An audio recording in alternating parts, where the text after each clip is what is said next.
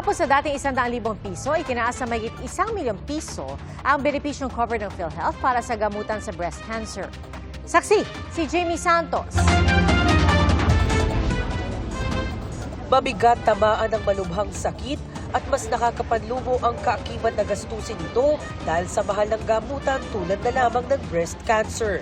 Sa bawat chemotherapy treatment, mahigit 20,000 pesos pataas ang nagagastos ng pamilya ni na Barbie para sa inang na-diagnose ng stage 3 breast cancer noong 2022.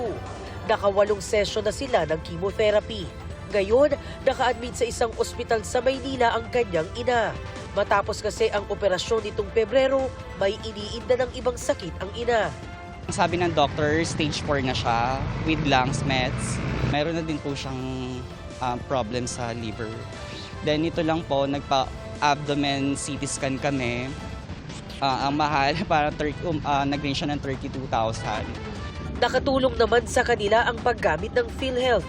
Yun nga lang, Hindi nako-cover naman po ng PhilHealth yung gamot ng isang pasyente under the chemotherapy. Pero hindi din po kasi ganun may mga times na babayaran din po kami, kasi mga gamot din po.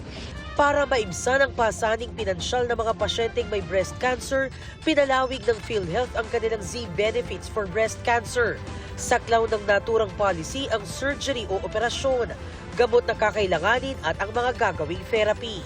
Ang mga kwalipikadong pasyente maaring makinabang sa Z-Benefit for Breast Cancer na sasagot sa kanilang gastusin hanggang 1.4 million pesos. Ito'y bukas sa lahat ng mga Pilipino na kailangan magpagamot for breast cancer. At miyembro man o yung dependent ng miyembro, ibig sabihin legal na asawa, mga anak below 21 years of age, ay makakagamit po ng nasabi pong benefit.